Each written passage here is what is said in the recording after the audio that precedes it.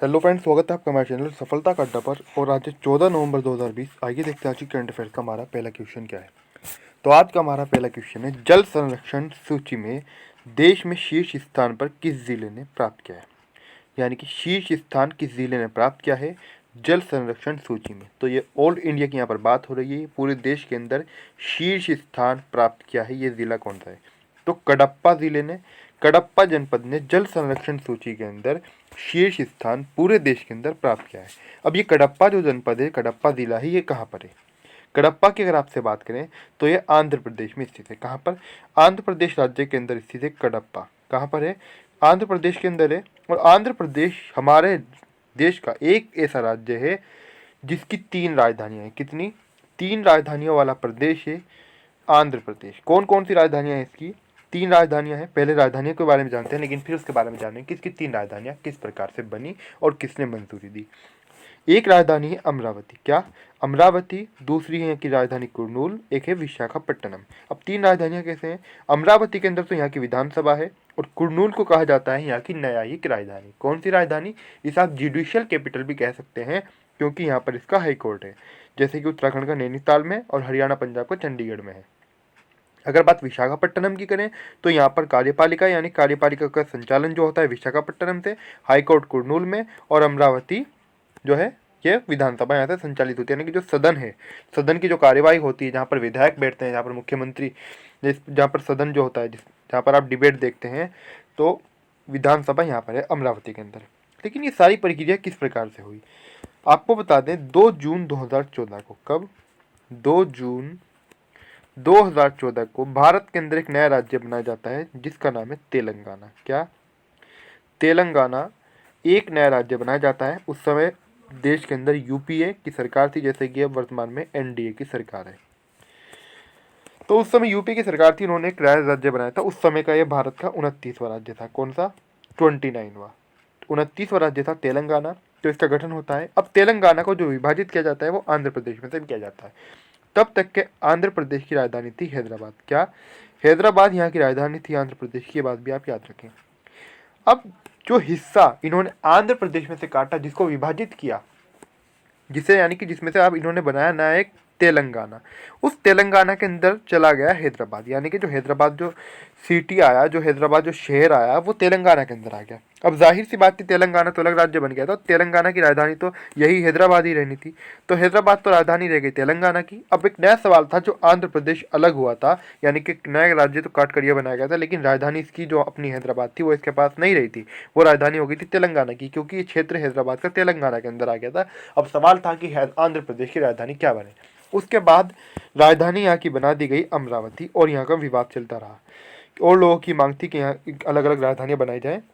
अब अमरावती यहाँ की राजधानी बनाई गई, लेकिन स्थानीय स्थिति को भांपते हुए यहाँ के जो मुख्यमंत्री थे, उन्होंने विधानसभा के माध्यम से यहाँ के जो राज्यपाल थे उनसे मंजूरी ली, उनको पत्र वगैरह लिखकर।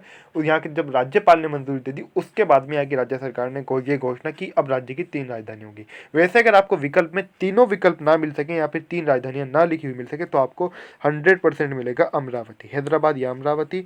हैदराबाद तो नहीं होगी, हैदराबाद भी विकल्प में मिलेगा और अमरावती भी। हैदराबाद आपको विकसित करने के लिए, लेकिन अब हैदराबाद राजधानी नहीं रही है, तो अमरावती, अगर आपको एकमात्र अमरावती मिलता है तो अमरावती आपका सही उत्तर होगा। ये बात भी आपको याद रखनी है। तो राज्यपाल ने 3 राजधानी को मंजूरी दे दी भी कुछ महीनों पहले। अब राज्य की 3 राजधानियां हो गई। किस प्रकार से बनी, क्यों बनी, यहाँ से 2-3 क्वेश्चन और आपके तेलंगाना को लेकर भी क्लियर हो गए। तो अब अगर हम बात करें यहाँ पर आंध्र प्रदेश के मुख्यमंत्री और राज्यपाल के बारे में, यहाँ के सीएम है वाईएस जगनमोहन रेड्डी। कौन है? वाईएस जगनमोहन रेड्डी यहाँ के सीएम है, और विश्वभूषण हरिचंदन यहाँ के राज्यपाल हैं। कौन है? गवर्नर ऑफ आंध्र प्रदेश है विश्वभूषण हरिचंदन। आगे बढ़ते हैं, देखने के लिए क्वेश्चन क्या है। लेकिन उससे पहले जो अन्य जो 2 विकल्प है, इनकी अगर बात करें, चांदनी चौक का जो संबंध है वो दिल्ली से है, मुजफ्फरनगर का संबंध उत्तर प्रदेश से है। कहाँ से? उत्तर प्रदेश से। आगे बढ़ते हैं, देखते हैं अगला क्वेश्चन क्या है। अगला क्वेश्चन है हमारा, प्रोजेक्ट एयर केयर का अनावरण किसने किया है। तो प्रोजेक्ट एयर केयर का अनावरण हाल ही में हरियाणा में किया गया है, मनोहर लाल खट्टर के द्वारा। किसके द्वारा? मनोहर लाल खट्टर के द्वारा इसका अनावरण किया गया है। अब इसका अनावरण कहाँ किया गया है? हरियाणा के अंदर। अगर हरियाणा राज्य की आपसे बात करें, यहाँ की जो सरकार है वो बीजेपी की, यानी कि भारतीय जनता पार्टी की यहाँ पर सरकार है। और राजधानी की अगर आपसे बात करें तो राजधानी यहाँ की चंडीगढ़, जैसा कि मैंने आपको अभी ऊपर क्वेश्चन में भी बताया था कि हरियाणा और पंजाब दोनों का हाईकोर्ट भी यहीं पर है, तो हरियाणा और पंजाब दोनों राज्यों की जो राजधानी है वो चंडीगढ़ ही है, ये बात भी आपको याद रखनी है। बात अगर यहाँ पर सीएम की करें, मैंने आपको भी बताया बीजेपी की यहाँ पर सरकार है यानी कि भारतीय जनता पार्टी की, तो मनोहर लाल खट्टर यहाँ पर सीएम है यानी कि मुख्यमंत्री हैं। बात अगर राज्यपाल की करें तो राज्यपाल जो है ये हैं सत्यदेव नारायण आर्य। कौन है? सत्यदेव नारायण आर्य यहाँ के राज्यपाल हैं। अगर हरियाणा के पड़ोसी जो इसके जो राज्य हैं उनकी बात करें तो राजस्थान, दिल्ली, यूपी और पंजाब, ये इसके प्रमुख पड़ोसी राज्य हैं। किसके प्रमुख पड़ोसी राज्य हैं? हरियाणा के। ये बात भी आपको याद रखनी है।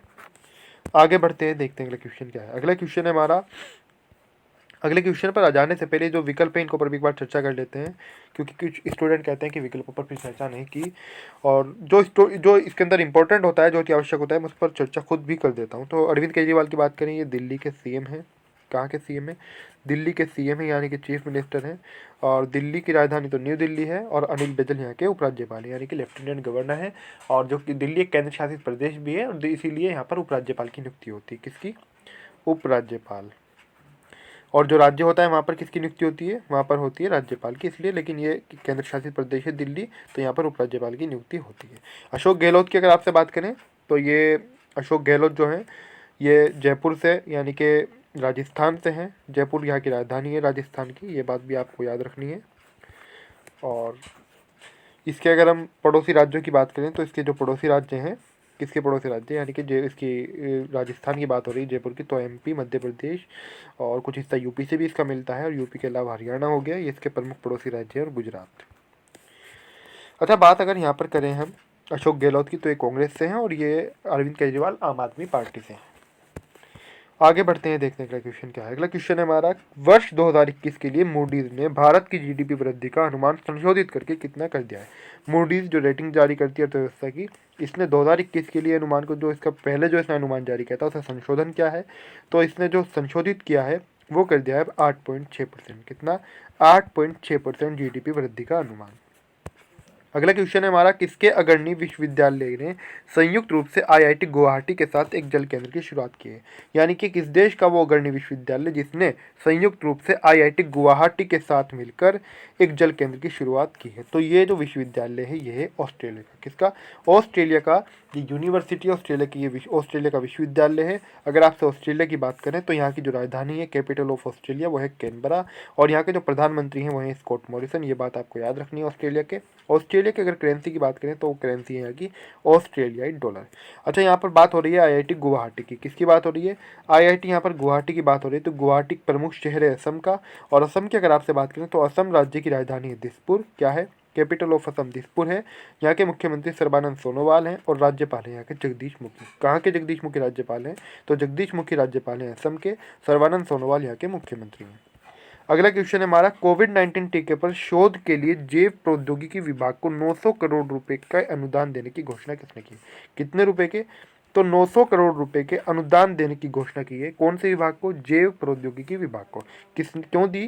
क्योंकि जब जो कोविड आया था, कोविड-19 टीके पर शोध के लिए, किसके लिए? कोविड-19 के लिए, कोविड-19 पर शोध करने के लिए जैव प्रौद्योगिकी विभाग को 900 करोड़ रुपए के अनुदान देने की घोषणा की है निर्मला सीतारमण ने। किसने?